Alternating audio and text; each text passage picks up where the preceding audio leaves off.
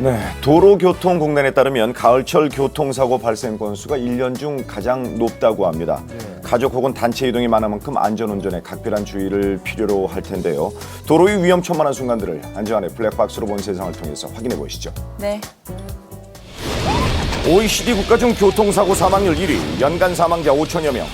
대한민국 교통문화의 해법을 찾아서 안전한의 블랙박스로 본 세상 지금 시작합니다.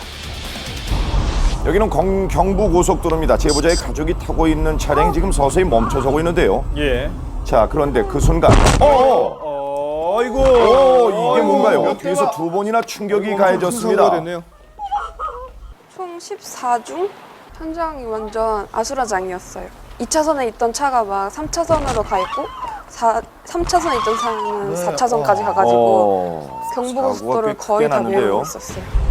연쇄 추돌 사고의 원인은 후방 영상에 담겨 있었습니다. 자, 바로 이 차량입니다. 도로가 정체되자 버스 전용 차로로 초를 시도하면서 사고가 발생한 겁니다. 운전자의 과욕이 문제였네요. 당시 현장 사진입니다. 대형 버스는 물론이고 여러 대의 차량이 파손됐지만 다행히 큰 인명 피해는 없었습니다. 하지만 안전거리를 조금만 유지했다면 좀 다르지 않았을까요? 이런 갑작스러운 상황으로부터 생명을 지키기 위해 안전거리가 필요한 겁니다. 원칙과 기본이 살아있는 운전, 여러분이 가장 먼저 실천해 주십시오. 뭐 폭탄 터지는 그런 소리? 폭탄이라고요? 이런 것도 운명이라고 해야 되는 건가? 운명이라고요? 이게 무슨 얘기일까요? 제 인생에서 평생 잊지 못할 것 같습니다. 어떤 일일까요? 제보자의 출근길 모습을 확인해 보겠습니다. 2차로에 달리던 제보자의 차량이 차로 변경을 완료하고 속도를 줄여 멈춰서는데 그런데 잠시 후 보셨습니까? 엄청난 속도입니다. 차로를 바꾸지 않았다면 제보자가 당했을 일인데요. 2차선에서 1차선으로 들어오면서 그 눈밀러로 확 봤거든요. 저는 죽었다 싶었었어요. 그래서 브레이크도 꽉 밟고 있는 상태였었고요. 놀란 제보자는 마음을 가다듬고 사고 수습을 도왔다고 합니다. 현장 상황은 어땠나요?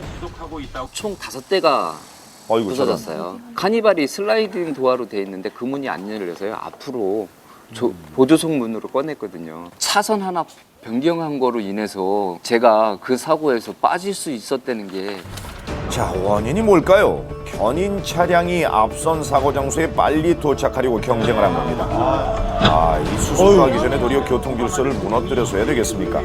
안전운전 견인차라고 예외는 아닙니다. 이번 제보자는 15톤 화물차 운전자입니다. 한밤중인데요. 제보자가 교차로에 지금 들어서는데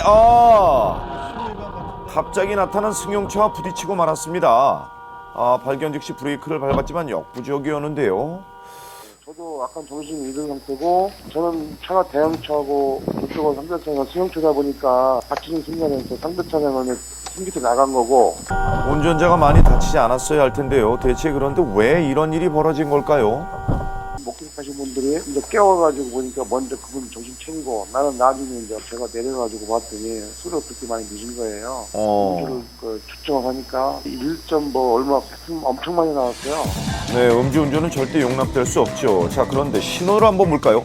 황색 신호네요. 차량이 멈춰야겠죠. 무리하게 진입하면 사고가 나기 쉽습니다. 확실한 주행 신호가 운전자의 안전을 뒷받침한다는 사실 절대 잊지 마십시오.